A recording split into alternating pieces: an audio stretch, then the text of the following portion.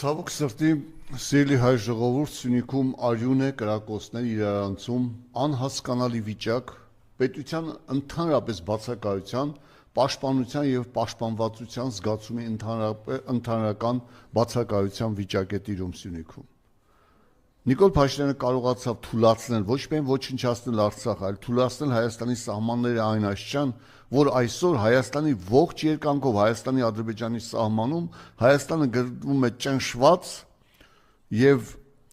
տասնապատիկ թույլ վիճակում, քան Ադրբեջանի բանակն է։ Ես ուզում եմ մի բան ցույց տալ միայն, ահա սա Սյունիքի նկարն է, կապանից է բերված այդ նկարը,